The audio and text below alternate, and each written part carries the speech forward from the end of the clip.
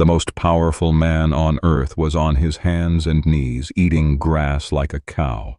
His name was Nebuchadnezzar, the king of Babylon, and his mind was gone.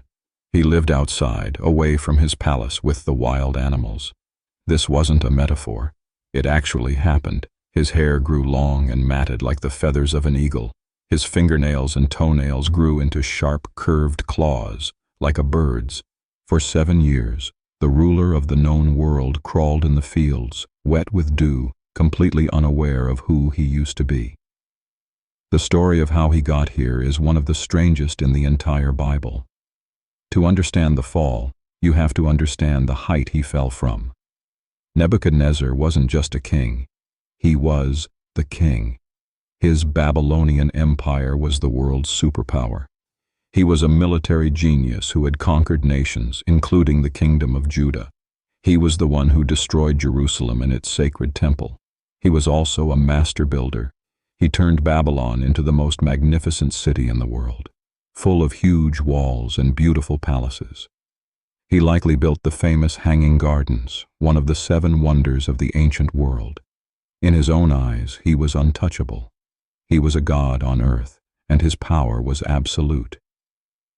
But then, he had a dream. It was a vision that shook him to his core. In the dream, he saw a tree. It wasn't just any tree. It was huge, planted in the middle of the earth. Its top reached the sky, and it was so wide that it could be seen from everywhere in the world. This tree was a source of life. Its leaves were beautiful, and it was filled with enough fruit to feed every living creature. Animals rested in its shade, and birds nested in its branches. It was a symbol of perfect strength, provision, and power. The tree represented a perfect kingdom. Then, the dream turned into a nightmare. A holy messenger, a watcher, came down from heaven. His voice was like thunder, and he gave a terrifying command. He ordered the tree to be chopped down. Its branches were to be cut off, its leaves stripped, and its fruit scattered. Everything that depended on the tree was to be driven away. But the watcher gave one strange instruction. The stump and its roots were to be left in the ground. They were to be bound with a band of iron and bronze, left in the wild grass. This wasn't just about destruction. It was a specific, calculated judgment. Nebuchadnezzar woke up terrified, knowing the dream meant something awful. He called for Daniel, a Hebrew exile known for his wisdom from God. When Daniel heard the dream, he was stunned. He stood silent for a full hour, visibly horrified by what he had to say. He had to deliver the worst possible news to the most powerful and most prideful man alive. Finally, Daniel spoke. He explained that the great tree, the one that gave shelter and food to the world, was King Nebuchadnezzar himself. The king's power had grown so large that it reached the heavens, just like the tree, but his pride had grown with it. The dream was a direct message from the God of heaven, and it was a warning. The king now had the terrifying knowledge of his own future. The dream wasn't just a random nightmare. It was a warning, a divine message showing him the exact consequence of his own pride. He was standing on the edge of a cliff, and Daniel had just shown him how far the fall would be. But here's a wild detail. The judgment wasn't immediate. God gave the king a full year, an entire year to think, to change, to remember the warning he had received. This wasn't about instant punishment. It was an offer of grace, a window of time for the most powerful man on earth to choose humility. Daniel even gave him the escape plan. He pleaded with the king to turn away from his sins. He told him to show mercy to the poor. It was a clear path to avoid disaster. The prophet laid out a choice: continue in pride and face the consequences, or embrace humility and perhaps be spared. The decision was Nebuchadnezzar's alone. A full year passes. The dream fades from his mind. He is walking on the flat roof of his royal palace in Babylon, a city he had built into an architectural wonder. He looks out over the massive walls, the hanging gardens, the towering ziggurats. He is surrounded by evidence of his own power and genius, and in that moment, He forgets the warning completely. He says to himself that this is the great Babylon, the city he built by his own mighty power, for the glory of his own majesty. He takes all the credit. He gives no thought to God. This was the fatal mistake. The Bible says that while the words were still in the king's mouth, a voice fell from heaven. It was instantaneous. There was no delay, not even for a second. At the absolute peak of his self-praise, the sentence was carried out. The judgment wasn't coming later. It was happening right now.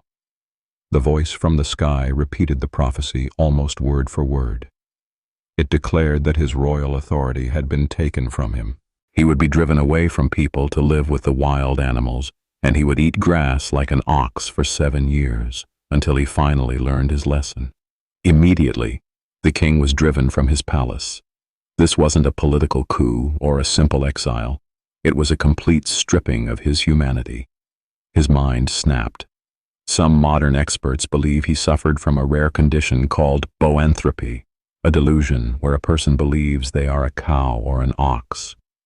He lived out in the open fields, completely exposed to the elements. His body transformed. His hair grew long and coarse like an eagle's feathers. His fingernails and toenails grew into curved claws like those of a bird. The most powerful man in the world was now unrecognizable, living the life of a beast. Then, after 7 long years, the story pivots on a single, simple action. At the end of that time, Nebuchadnezzar did something he hadn't done for years. He lifted his eyes toward heaven. After years of looking down at the dirt, eating grass from the ground, he finally looked up. This restoration wasn't an accident. It was a choice. For 7 years, the king had looked down at the dirt, thinking only of himself and his next meal. But the moment he finally looked up to heaven, his mind was given back to him. That simple act of looking up was everything. It was an admission that there was a power higher than himself. But here's where the story gets truly mind-bending.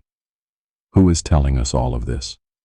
We assume it's a historian, or maybe Daniel, the prophet who interpreted the dream. But it's not.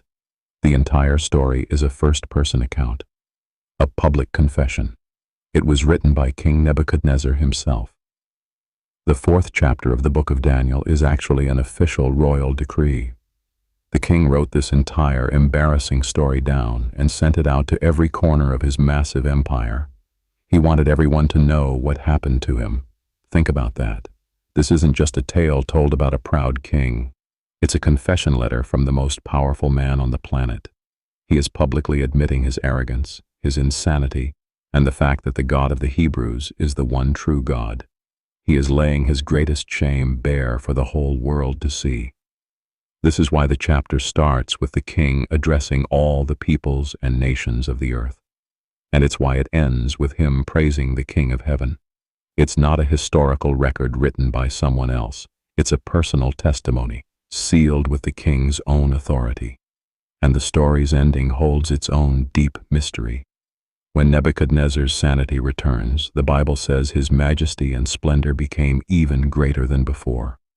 He was more powerful, more respected, and a better king after his humiliation than he ever was at the height of his pride. This reveals a strange upside-down truth. How can total humiliation lead to even greater honor? The story suggests that true greatness isn't found in being unbeatable or all-powerful. It's found in humility. It's found by admitting you are not the center of the universe. Now zoom out and picture the scene in Babylon. The God King vanishes for 7 years. The royal court has to cover for him. Then one day, he just walks back into the palace, sane and whole. What was that like? How did they explain his absence? The Bible doesn't tell us. It leaves us to wonder about the shock waves that must have rippled through the empire. It focuses instead on the king's changed heart. His final words are not about his own glory. They are about the glory of God. The lesson is a stark one. The story of the grass-eating king is a permanent reminder. No throne is too high, no power is too great to be humbled by God.